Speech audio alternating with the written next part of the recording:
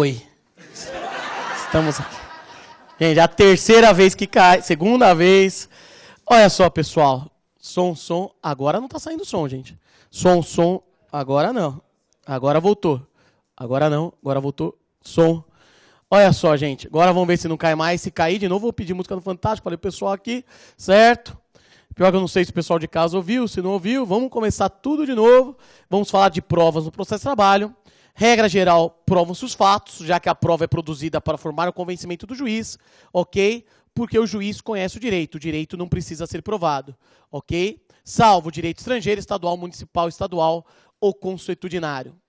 Na hipótese de direito estrangeiro, o exemplo que eu dou é o caso da CLT, do cara que trabalhou no Afeganistão. Eu, como juiz, eu não tenho como conhecer essa CLT do Afeganistão. Ele vai ter que trazer essa CLT do Afeganistão para eu conhecer. Professor, o senhor falou estrangeiro, estadual, municipal e consuetudinário. O que é esse negócio de consuetudinário? Além de ser uma boa palavra para jogar forca, o que é isso? E aí? Consuetudinário é aquele que decorre dos costumes. Ok? Boa tarde, meu amigo. Certo? É aquele que decorre do costume. Como assim? Um exemplo trabalhista. Qual? Norma coletiva. Vem o trabalhador e fala o quê? Excelência, sou bancário. A cláusula 14 da norma coletiva dos bancários está previsto que tenho direito adicional beleza. Mamãe fala que eu sou bonito. Quero adicional beleza. Eu, como juiz, eu sou obrigado a conhecer essa cláusula normativa? Não, gente, não sou. Ele vai ter que me juntar à norma coletiva dos bancários para eu ver se tem lá o adicional beleza. Tranquilo? E para finalizar a introdução, antes que caia de novo, olha só. Estou até com medo disso já agora. Estou traumatizado, gente. O caso... Se cair é verdade, se cair de novo, senão que eu vou morrer. Olha só, gente, presta atenção. Existem fatos que não precisam ser provados. Eu falei que, regra geral, provam-se os fatos, porque o juiz conhece o direito. Mas tem fatos que não precisam provar. Sério, professor? Presta atenção agora. Fato notório, não precisa provar. O que é isso, fato notório? É um fato de conhecimento do senso comum, ou seja, do homem médio. O que é o homem médio? Baixinho que nem eu? Não. O homem médio é aquele que não precisa ser inteligente, não precisa ser gênio. Ah, sou igual ao meu ex? Pode ser. Ok? É o fato do homem médio. Exemplo, dia 12 de junho, dia dos namorados, é fato notório o quê? Tem um estabelecimento que fica cheio. O pessoal faz fila para entrar. É fato notório o quê? A floricultura está cheia no dia 12 de junho. Se você pensou em outro lugar, tem uma capelinha aqui para você rezar. Certo? Eu estava falando da floricultura, que é fato notório que o dia 12 está cheia. Precisa provar que dia 12 de junho a floricultura está cheia? Não, é notório. Tranquilo? Depois, fato incontroverso. O que é isso? É o fato alegado por uma parte e não negado pela outra. Exemplo, o reclamante alega que levou um pescotapa do chefe. Defesa da reclamada. Silêncio. Ela não negou. Ficou em silêncio total. Silêncio absoluto. Mais ou menos aquele silêncio que você ouviu quando você falou pro seu ex que amava ele. Silêncio total. Certo? Nesse caso, vai presumir verdadeiro que levou um pescotapa, porque é fato incontroverso. Terceiro, fato confessado. É o fato alegado por um e afirmado pela outra, confirmado pela outra. Exemplo, reclamante pede dano moral porque levou um pescotapa. Vem a reclamada e alega o quê? Levou mesmo. Se vacilar, vou dar outro na audiência. Confessou. Vai produzir prova? Não. E o último fato? Fato irrelevante. O que é isso? É o fato alegado por é um fato levantado que não tem nenhuma relação com o processo. Exemplo, Dona Lourdes entra com a ação pedindo a nulidade da justa causa. Ela fala que não deu uma voadora no chefe. Foi só um cafunézinho com o pé. Vem o advogado e fala, excelência, meu amigo, se der para aumentar o retorno, eu sei que eu estou com medo que caia, mas tá ruim aqui. Aí vem o advogado e fala, excelência, agora voltou, eu quero produzir prova do quê? Da cor da unha dos dedos da reclamante. Eu quero provar que ela pintava 4 dedos de uma cor e um de cor diferente. Fazia francesinha. Isso interessa no processo? Irrelevante. Não precisa provar. Tranquilo? Então guardem, gente. Anota aí. Provas. O objetivo da prova é formar a convicção do juiz. Repito. O objetivo da prova é formar a convicção do juiz. E regra geral, busca-se provar fatos. O objetivo da prova é formar a convicção do juiz. E regra geral, busca-se provar fatos. Uma vez que o juiz conhece o direito. uma vez que o juiz conhece o direito. Entretanto, nos termos do artigo 376 do CPC,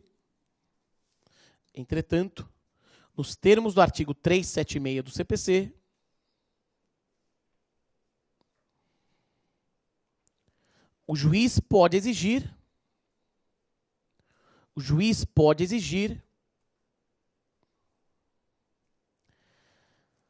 a prova.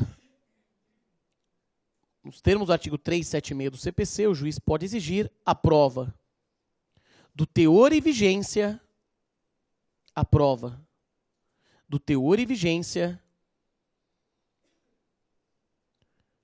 do direito estrangeiro,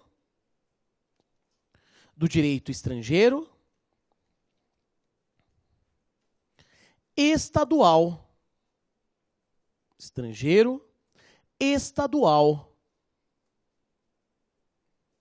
municipal e consuetudinário.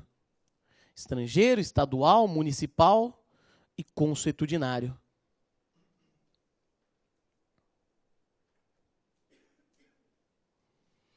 Depois,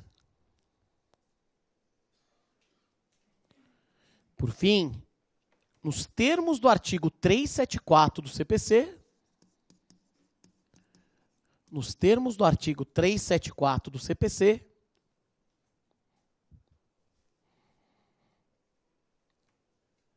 não há necessidade da prova, não precisa provar, não há necessidade da prova do fato notório,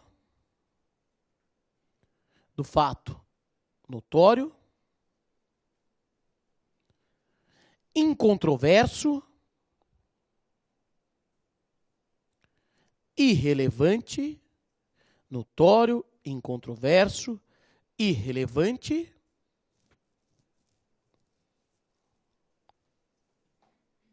ou confessado.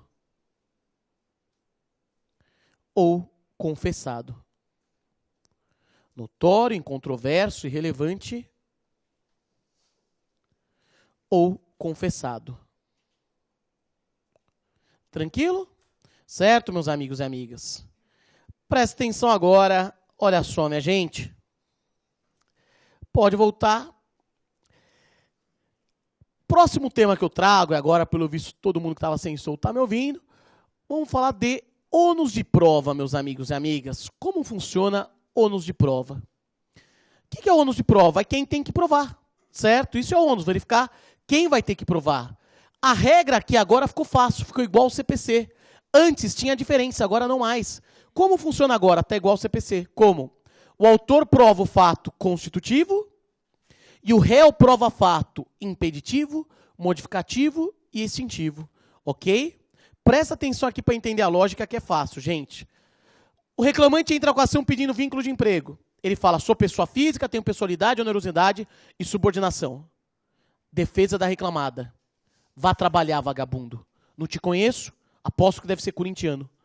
Negou o trabalho. A reclamada simplesmente nega o fato. Negou. Quem vai ter que provar se ele era empregado ou não? Reclamante. Ele. Porque a reclamada negou. Agora olha o segundo exemplo. Reclamante pede vínculo de emprego. A reclamada reconhece que ele prestou serviço, mas alega que ele era um homem de bom coração. Quem, professor? Meu crush? Não. Trabalhador voluntário. Fala que ele era um trabalhador voluntário. E aí, agora, quem vai ter que provar se ele era trabalhador voluntário ou não era? Reclamada, porque ela alegou um fato impeditivo. Terceiro exemplo, o reclamante alega que trabalhava das 8 da manhã até as 10 da noite. E alega que ele quer horas extras, porque ele trabalhava demais, inclusive por trabalhar muito, perdeu até a mulher. Defesa da reclamada. Excelência, realmente o reclamante trabalhava das 8 às 22. E inclusive perdeu a mulher para o Carlão do almoxarifado. Mas todas as horas extras foram pagas. E aí? Quem tem que provar se teve pagamento ou não? Reclamada. Ela que vai provar o pagamento, porque ela alegou o pagamento. Tranquilo? Fato extintivo. Ok? Quarto exemplo. Reclamante pede reajuste salarial a partir de uma data importante, 26 de agosto, dia do meu aniversário, aniversário do Palmeiras. Ele pede reajuste a partir de 26 de agosto. Vem a reclamada e fala o quê? Ele tem direito a reajuste, mas é a partir de novembro de 2018. Quem vai ter que provar que o reajuste é a partir de novembro e não de agosto? A reclamada, porque alegou um fato modificativo. Tranquilo? Então guardem isso. A regra é fácil. Pensa assim, se a reclamada simplesmente negar, falar não, o reclamante que prova. Ah, eu levei um pescotapa. Não levou um pescotapa. O reclamante que prova. Ah, eu fui assediada sexualmente. Não foi. A reclamante que prova. Eu fiz horas extras. Não fez. O reclamante que prova. Agora, quando a reclamada não nega, mas se defende alegando um outro fato, ela que prova. Ah, você não fez horas extras. Perdão, você fez horas extras, mas você era cargo de confiança. A reclamada que vai provar. Então é simples. Se só negou, é a parte que alega que vai provar. E aí, parceiro, meu brother, fica a dica. Se um dia a patroa chegar te acusando, você estava no WhatsApp com aquela piriguete, o que você faz? Você só nega. Fala, não estava, ponto. Porque ela que vai ter que provar que você estava. Agora, porque se você falar, não, amor, eu estava no WhatsApp sim, mas não com aquela piriguete. Era com a querida sua mãe. Estava batendo um papo com ela, estava com saudades. Você que vai ter que provar que estava falando com a sogra. Porque se alegou um outro fato. Tranquilo? Quando a pessoa só nega o fato, quem alegou prova. Porém, se ao invés de negar, alegar um outro fato como defesa, prova quem alegou esse outro fato. Tranquilo? Agora, presta atenção. Vai misturar tudo. Tem um negócio chamado inversão do ônus de prova. O juiz ele pode inverter essa ordem. Quando? Primeiro, quando a prova for de difícil produção por uma das partes. Exemplo, falei, assédio sexual. A vítima do assédio, Dona Lourdes, fala, excelência, fui assediado pelo senhor Tonhão. Defesa da reclamada, não foi assediada, ponto. Quem teria que provar? O reclamante, a Dona Lourdes. Só que a prova do assédio é fácil? Não. O assediador pode ser um babaca, pode ser tarado, mas não é burro. Ou seja, o cara não vai postar no Instagram, no Facebook, se sentindo assediador. Não, né, gente? Não vai ter uma plaquinha no escritório do cara. Ei, você, quer ser assediada? Apareça das 18 às 19. Não. O assediador atua na surdina. Falando baixo, falando quando está sozinho. Então, é uma prova difícil. E aí, nesse caso, o juiz inverte o ônus. A empresa que vai ter que provar que naquele ambiente de trabalho tinha proteção contra assédio. Tinha câmeras, tinha filmagens, tinha canal de delação, tinha como evitar o assédio. A empresa que prova. Ok? Segunda hipótese de inversão, quando for muito mais fácil para alguém provar. Quer ver um exemplo? Vale transporte. O reclamante pede vale transporte. A empresa nega, fala não tem direito ao vale transporte. Quem teria que provar é o reclamante. Porém, para a reclamada é mais fácil provar. Como? Ela tem a ficha cadastral. A ficha em que o empregado, quando admitido, escreve sim, eu quero vale transporte. Não, não quero. Meu endereço é esse, meio de locomoção utilizado. Então a empresa tem essa prova, por isso é mais fácil, ela prova. Inversão do ônus de prova, entendeu? Agora, 2 detalhes rápidos da inversão. Ela tem que ser no começo da audiência e a parte pode pedir o adiamento para produzir essa prova. Então, a hora que eu inverti, falei, empresa, você que vai provar que não teve assédio. A empresa pode falar, excelência, quero adiar a audiência para trazer testemunha para provar. Tranquilo? Isso está na CLT. Certo? Anota aí. Próximo tema, ônus de prova, meus amigos e amigas. Ônus de prova. O artigo 818 da CLT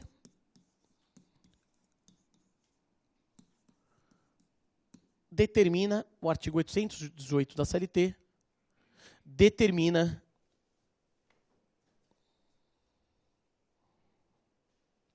que cabe ao reclamante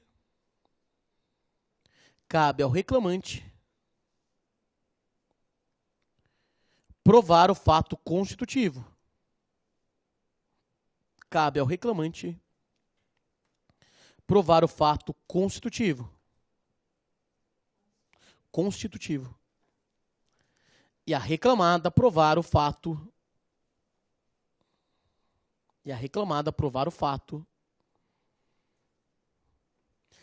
Impeditivo impeditivo, extintivo, impeditivo, extintivo, ou modificativo,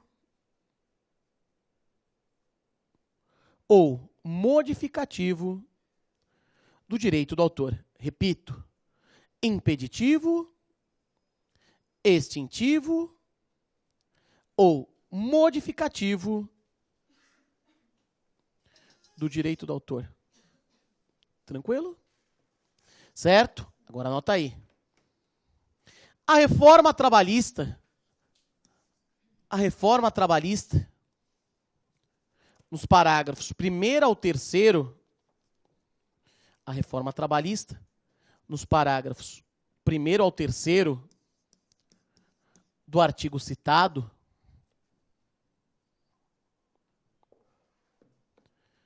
passou a autorizar na JT,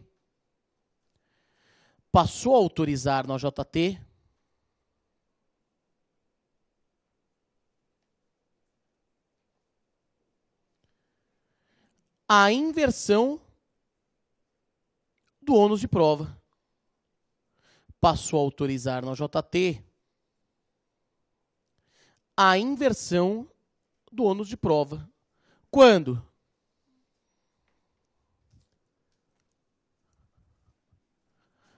A lei prevê, quando a lei mencionar, ou quando existir uma excessiva dificuldade, ou quando existir uma excessiva dificuldade, ou ainda quando ocorrer uma maior facilidade. Quando existir uma excessiva dificuldade ou quando ocorrer uma maior facilidade. Depois, abre um parágrafo.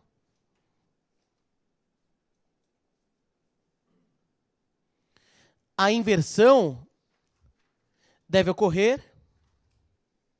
A inversão deve ocorrer no início da audiência. A inversão deve ocorrer no início da audiência, sendo permitido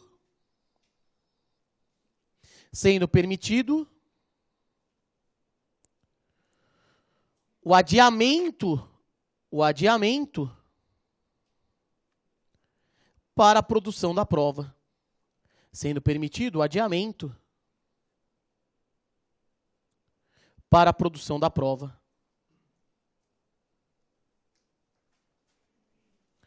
Por fim, não cabe na JT, não cabe na Justiça do Trabalho a inversão por vontade das partes. Não cabe na JT a inversão por vontade das partes. O novo CPC prevê isso, tá, gente? Na trabalhista não tem isso, não. Ok? Fechou? Tranquilo? Anota só uma OBS, uma liçãozinha de casa, mas eu vou falar dela. OBS.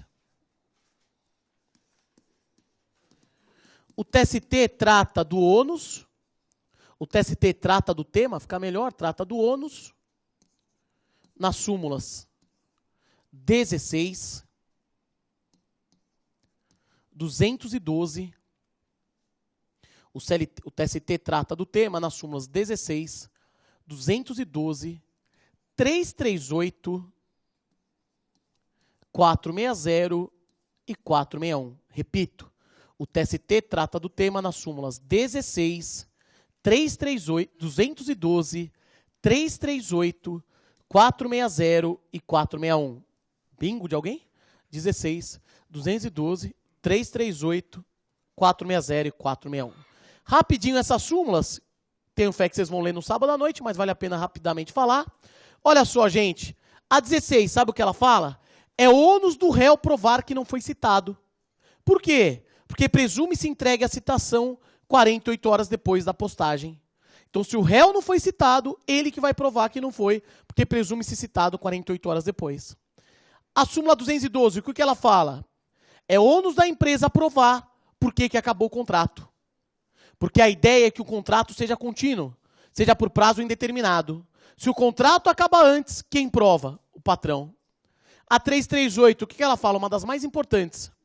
É ônus da empresa com mais de 10 empregados provar a anotação de horário. Lembra, gente, mais de 10. Se for até 10, não.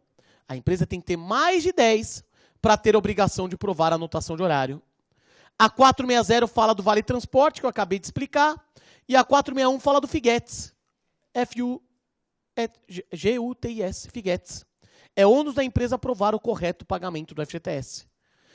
Quando o reclamante fala que não teve recolhimento do FGTS, a empresa que tem que provar o pagamento. Fechou? Presta atenção agora, gente. Vamos falar das modalidades de prova já. Eu explico duas juntas no começo. Quais? Depoimento pessoal e interrogatório. Olha só.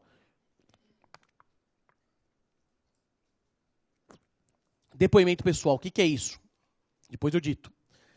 É a oitiva de uma parte pela outra. O reclamante pede o depoimento da reclamada. A reclamada pede o depoimento do reclamante.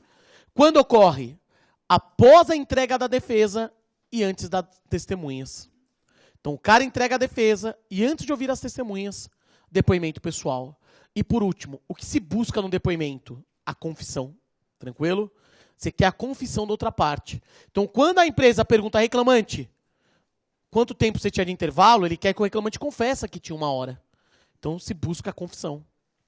Agora, interrogatório é diferente. Ouve só. No interrogatório é de iniciativa do juiz. O juiz que pretende ouvir as partes. Quando? Qualquer momento eu posso ouvir as partes. Se eu estou meio carente quando eu quero conversar com alguém, eu marco o interrogatório. Aí eu vou lá, a parte é obrigada a falar comigo. Tranquilo? E por último, o interrogatório tem como objetivo o quê? Esclarecimento. No interrogatório, o juiz não busca a confissão, busca esclarecer. Fechou? Então, depoimento, iniciativa da parte, interrogatório, juiz. Depoimento depois da defesa, antes das testemunhas, interrogatório a qualquer momento. Depoimento, busca a confissão, interrogatório, esclarecimentos. Ok? Agora, presta atenção. Se eu faço uma pergunta para a parte, adivinha, a parte é corintiana. Por quê? Ela mentiu claramente. A parte mentiu no depoimento. Eu posso virar para a parte e falar o quê? Esteja preso? Eu posso prender a parte que mentir? Não pode. A parte não presta compromisso de falar a verdade. Só que eu não posso prender. Mas se ela mentir para mim, adivinha? Pega o saco, põe na cabeça, sufoca. Até falo, tô brincando. Se ela mentir, eu posso aplicar multa de litigância de má-fé. Eu mexo no bolso dela. Fechou? Guardem isso, ok? Anota aí. Modalidades de prova. Abre um tópico assim, modalidades.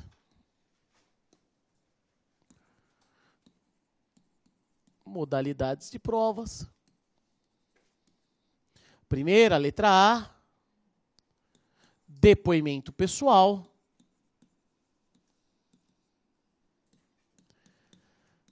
Interrogatório. Depoimento pessoal. Interrogatório. Vamos lá? O depoimento é de iniciativa da parte que pretende ouvir a outra. Repito. O depoimento é de iniciativa da parte que pretende ouvir a outra. Ocorre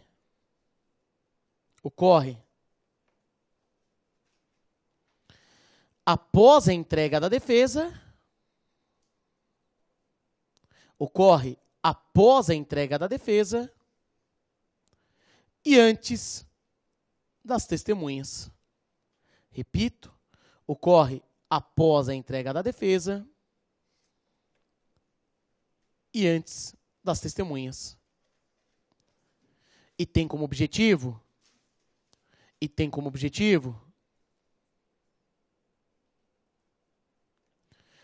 a confissão. E tem como objetivo a confissão. Depois, já o interrogatório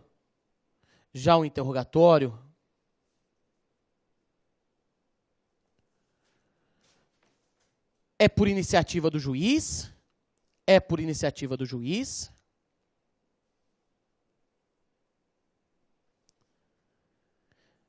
E ocorre a qualquer momento, iniciativa do juiz. Ocorre a qualquer momento.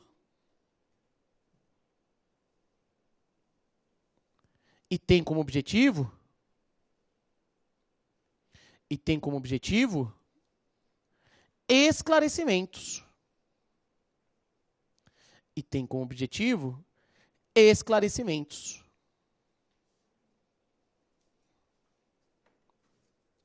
Fechou? Tranquilo?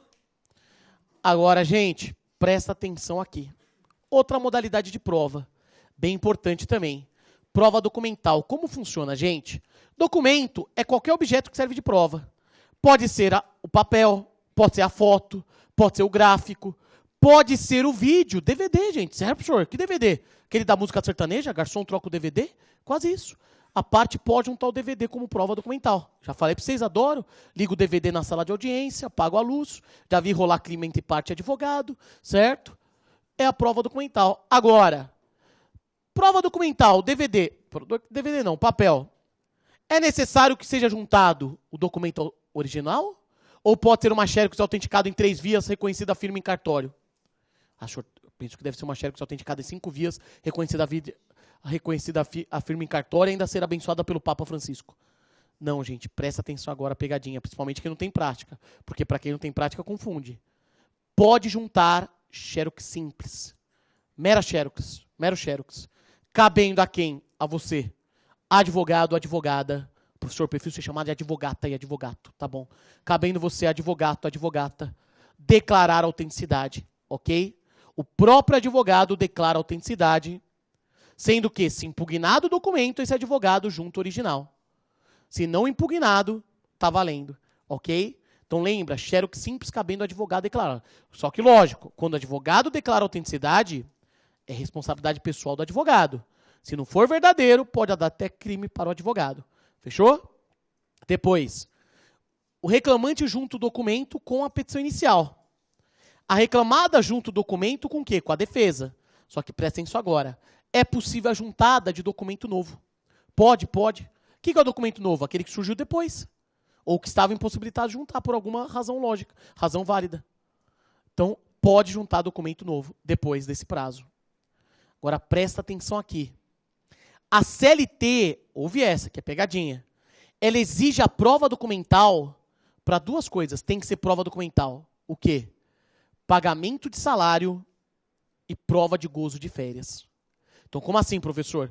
Reclamante alega, excelência, eu estou há 4 meses sem receber salário. A reclamada fala, mentira, paguei tudo direitinho.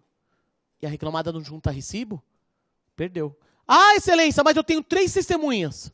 A primeira testemunha viu eu pagando, excelência. A segunda testemunha viu eu pagando e ainda pediu dinheiro emprestado para o reclamante. E a terceira testemunha, excelência, torce para o Corinthians. Viu eu pagando e ainda furtou o dinheiro do reclamante. Vai servir? Não pode. Tem que juntar prova documental. Tranquilo? Tem que ter o recibo. É igual férias.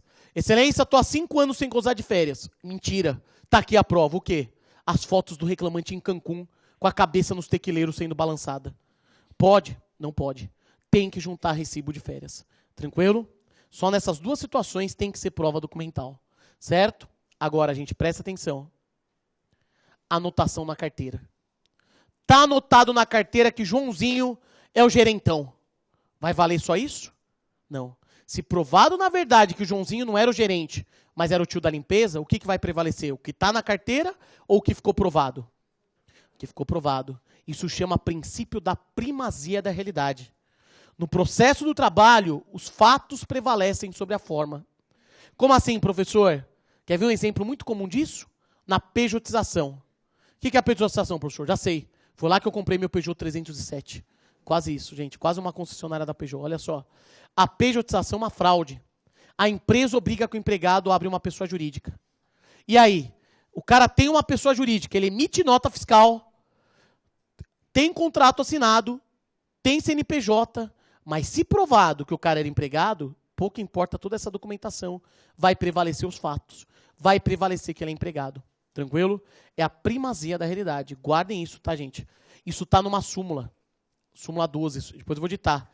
Só que essa súmula, gente, é metida besta. Por quê, professor? Porque está escrito em latim. Como assim?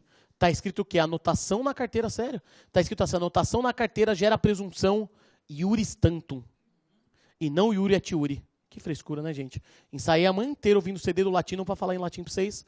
Lá está escrito iuris tantum. Iuris tantum, lembra, é uma presunção relativa. Certo? Admite prova em contrário. Iuris tantum relativa. Sabe como decorava? Iuris tantum é relativa. Sabe por quê? Porque tantum faz. Ah, isso aqui besta. Mas eu nunca esquecia que iuris tantum, tanto faz, é relativa. Tranquilo? E não é absoluta. Guardem isso. Fechou? Tranquilo? Anota aí. Prova documental.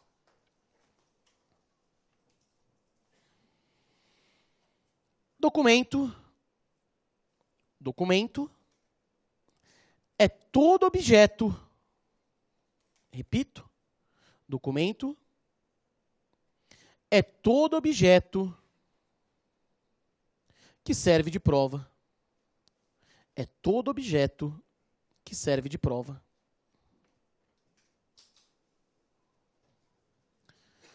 Ponto. Agora vamos lá. Nos termos do artigo 830 da CLT,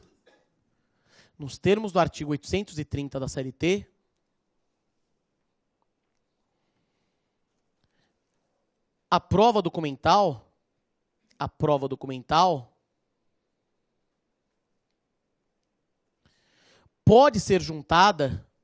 poderá ser juntada por xerox simples.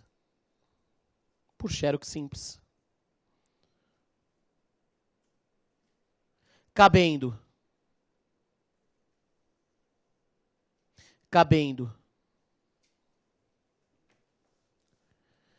ao advogado declarar autenticidade. Cabendo ao advogado declarar a autenticidade. Sob pena de sua responsabilidade pessoal. Sob pena de responsabilidade pessoal.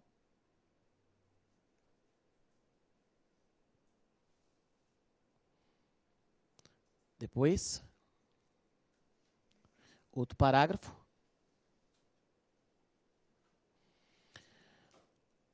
O reclamante junta a prova documental com a inicial.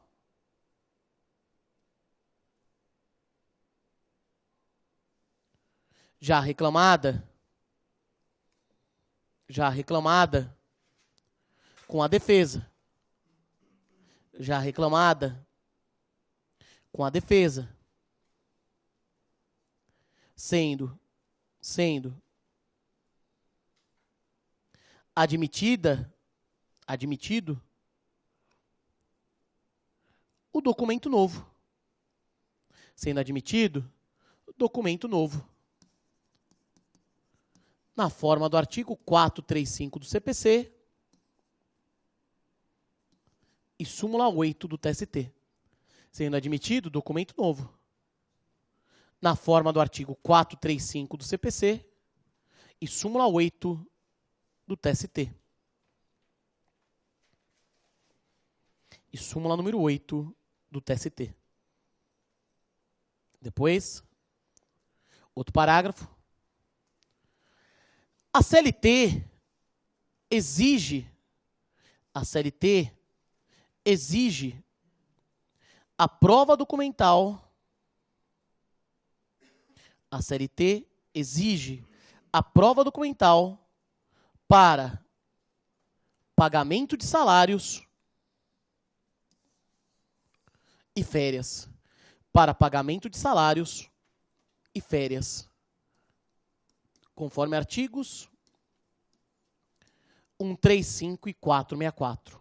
Repito, a CLT exige a prova documental para pagamento de salário e férias, conforme artigos 135 e 464. Por fim, a CLT, artigo 135 e 464. Por fim, a súmula 12 do TST,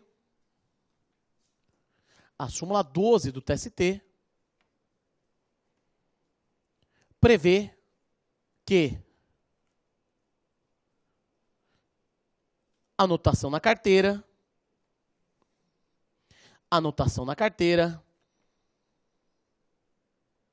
gera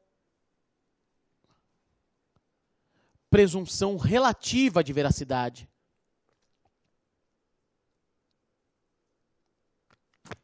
Anotação na carteira gera presunção relativa de veracidade. Ponto, no mesmo parágrafo. Trata-se do princípio da primazia da realidade. Trata-se do princípio da primazia da realidade. Tranquilo? Certo, my friends? Meu brother cameraman, eu vou ficar quietinho aqui, mas por favor, vem aqui dar uma gelada na sala, que eu sei que eu tô gordo, eu tô precisando emagrecer, mas eu tô suando muito aqui, gente. Certo? Certo? Tá quente demais aqui, meu amigo cameraman. Eu não vou sair daqui, pode deixar comigo esses minutos finais, porque eu vou começar a falar de outra prova, meus amigos e amigas. Certo? Olha só, gente. Próxima prova que eu trago para vocês, e tem muito a ver com esse clima que estamos sentindo. Falar de prova pericial. Prova pericial é a prova técnica. Necessário quando precisa de um conhecimento, depois eu dito com calma. Necessário quando precisa de um conhecimento técnico. Ok? Olha a pegadinha, gente. O juiz vai mandar fazer a prova técnica, ainda que ele tenha conhecimento técnico. Tranquilo? Ainda que o juiz tenha conhecimento técnico, ele vai ter que mandar fazer essa prova técnica. Como assim? A prova técnica, meus amigos e amigas, pode ocorrer por lei, insalubridade, periculosidade. Como eu falei, é o que nós estamos sentindo aqui na sala. Calor. Eu posso falar que eu posso pedir adicional de salubridade para o Damaso? Lógico que eu posso, com esse calor que está aqui. Só que, adianta eu fazer um selfie com eu suando aqui com a camisa já grudada no corpo? Não. Tá, porque eu não quero competir com o concurso da garota da camisa molhada. Certo? Não adianta. Vai ter que fazer o quê? O Damaso vai ter que... o juiz vai nomear um perito para vir aqui avaliar a temperatura, certo? Para ver se realmente está insalubre do jeito que estamos falando, ok? É a prova técnica. E lembra, mesmo que o juiz tenha conhecimento técnico, como assim? Quer ver um exemplo? Eu dou muita aula aqui no Damaso para concurso, para quem quer virar juiz de trabalho. Então, se alguém aqui um dia pretender virar juiz, vai ter bastante aula comigo aqui no Damaso. E nesse curso que eu dou curso de sentença, que eu ensino quem quer fazer sentença, tive 2 alunos que eram médicos e depois viraram juízes. Vai gostar de estudar assim na China, né, gente? Certo? E os 2, um deles, eu lembro que foi engraçado, que nesse curso é um pouco mais avançado. Então, quem vem é uma galera que está mais avançada e ele vinha de branco para a aula. E no final da aula, os alunos entregam um exercício para eu corrigir. Aí eu não aguentei, fui falar com ele. Falei, meu amigo, tira uma dúvida, você está aqui há 6 meses já? Você sempre vem de branco na minha aula? Você é pai de santo? Ele falou, não, professor, sou médico. Falei, tá, certo, você faz o quê? Sou ginecologista. Eu falei, louco, certo? Ele não dá para dar como exemplo, mas o outro era ortopedista. Esse dá. Então vem um reclamante e fala, excelência, tô com ler. Hoje, esse meu aluno que é médico, que era médico, que é juiz, ele poderia chegar no cara e falar assim, você tem tendinite? Levanta, vou ver. Dá sua mão, vamos examinar. Não. Ainda que ele tenha um conhecimento técnico, ele tem que mandar para uma perícia médica. Fechou? Agora, presta atenção aqui. Olha só. Olha a pegadinha agora. O juiz nomeia o perito. É um perito de confiança do juiz. Ô, meu brother, esse cara é fera, certo? Boa noite. Olha só, gente. O juiz nomeia o perito, certo? Olha agora, não se aplica a regra do novo CPC. Qual que é a regra do novo CPC? Que as partes podem escolher o perito. Então, cuidado. Em processo civil, professor... Valeu, meu amigo. Processo civil, o professor vai ensinar que o negócio processual... As partes podem escolher o perito. Aqui não. Aqui é o juiz que escolhe o perito. Agora vem a pegadinha, olha só. O juiz é traíra. Que é isso, professor? Tá falando mal da sua categoria? Por que o juiz é traíra? Porque presta atenção. Eu nomeio o perito, mas olha agora, eu não sou obrigado a seguir o laudo do perito. Ainda que o perito que é da minha confiança fez o laudo, eu posso desconsiderar e usar outras provas. Guardem isso. O juiz não está vinculado ao laudo. O juiz pode formar o convencimento por outras provas. Tranquilo? Segundo motivo porque o juiz é traíra, presta atenção agora. O juiz nomeia um perito da sua confiança. O perito faz o laudo. Ele apresenta. Na hora que o juiz vai examinar o laudo, o juiz descobre o quê? O perito era corintiano. O que o juiz faz? Nomeia um segundo perito. Pode. O juiz pode nomear um novo perito. Agora vem a pegadinha. A nova perícia afasta a primeira? A nova perícia revoga a primeira? Não, gente. Não caia nessa pegadinha, pessoal. Não vai achar que perícia é lei. Perícia nova revoga a lei velha. Pensa, que é isso? Tá confundindo as bolas? Perícia nova não revoga a velha. Nunca me esqueço, começo de carreira, peguei um processo leve. Ainda era processo físico, tinha 14 volumes. Pensa aqui dele, precisei de 2 carrinhos para carregar o processo. Nesse processo de 14 volumes tinha 5 perícias. 2 da estadual e 3 trabalhista. E eu julguei com base em mais de uma perícia. Porque a nova perícia não afasta a velha. Tranquilo? Guardem isso, hein, gente? Agora, para finalizar essa primeira parte do perito. As partes... Primeiro, o perito, ele não é obrigado a fazer o laudo. O perito pode recusar. Ele pode recusar o encargo. Eu não posso obrigar, não, perito, eu estou mandando, você vai fazer, desgraçado. Ainda vai fazer desgraça, não. O perito pode recusar o encargo. Aí o juiz nomeia outro. E as partes, olha agora, podem alegar a suspeição e impedimento do perito. Pensa, eu nomeio o perito. Quem que é o perito? É crush da reclamante. O perito está saindo com a reclamante.